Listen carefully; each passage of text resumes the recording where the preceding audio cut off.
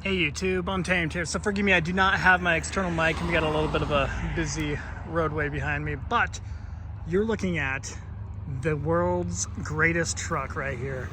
This is a 2022 Toyota Tundra TRD Pro, and excuse me, did I say greatest? I meant the worst. This truck kind of sucks. I've owned it, so I can say this, right? And I think a lot of people who end up buying it, I've watched it unfold a number of times. People buy it, and they're kind of like me. You really kind of look for reasons to love the thing. It's definitely peppy, super peppy with that iForce Max in it. A ton of torque, 583 foot-pounds of torque if my memory serves me right. I think, was it 483? I don't remember the horsepower off the top of my head, but it really is a peppy truck. Definitely throws you back in the seat. So that is the benefit of it. And when it comes to towing, that capability, it's not too bad when you look at those numbers. But overall, when it comes to feeling like a truck, I've never experienced that. I've seen a lot of people buy it, then they quickly end up regretting it. But it is human nature to try to justify our purchase. We all do that.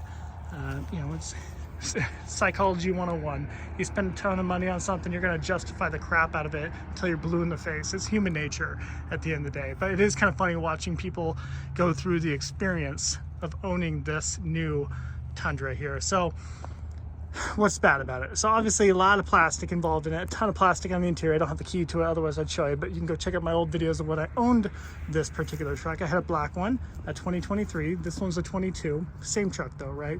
Couple small little differences within it.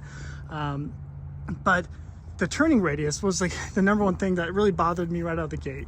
So, maybe I should have paid more attention to that as I was test driving it and kind of experienced it before I bought it. But I kind of let the additional flair of it woo me over, right? Because it does have some pretty cool body lines. I'm not going to totally beat it to death here or beat it up, but man, we're talking $72,000 now, $74,000, $75,000 to get a brand new 2024. That is a ton of money for these trucks, right? And the turning radius on that generation Tundra over there was phenomenal. Like, I've never experienced a vehicle with such an amazing turn radius.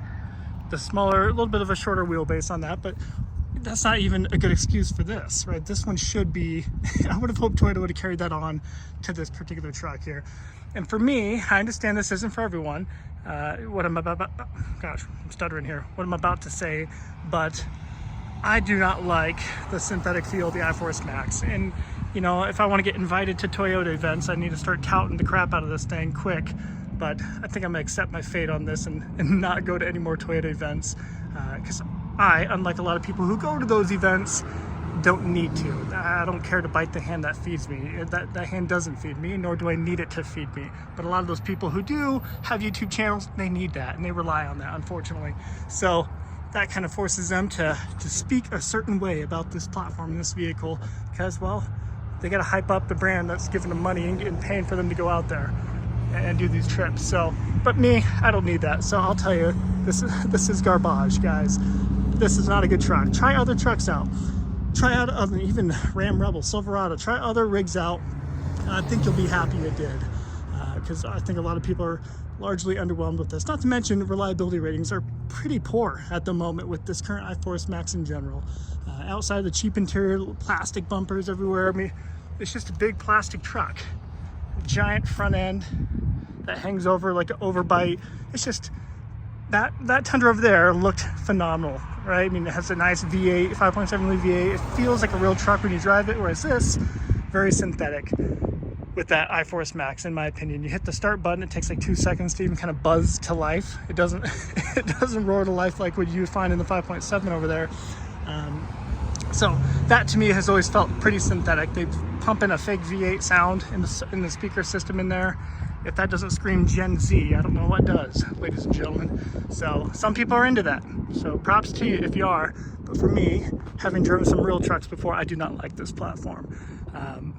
So definitely try out other trucks out there. There are good options, especially when it comes to the price points, right? I mean, we're talking $74,000, $75,000 now if you're to get a brand new one, or even a little bit more than that. I think I saw a Terra Tundra TRD Pro at 77, and that was the MSRP on it after delivery. So pretty substantial, right? Especially when you're talking with that previous generation costing $54,000 for the top of the line TRD Pro model. This, of course, is the TRD Pro model. if I didn't make that clear. So, not a fan of it.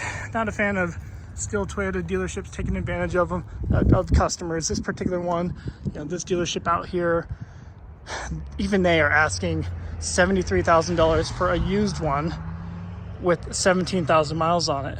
So 73 grand, that's what MSRP on this was back in 2022. They bumped it up a little bit between 23 and 24 here. So wildly overpriced for what it is, guys. So don't just fall victim to the additional flair to it. I mean, there are some nice factors to it. These headlights I think are cool. Front end, kind of like a Fu Manchu.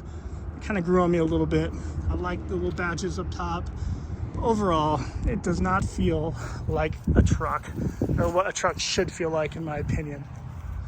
So there you have it, guys. I know I'm a little harsh on this truck, but I think we ought to be. I think we should expect more from Toyota, and I think this is kind of a disappointment overall. And that's coming from someone who bought it and owned it.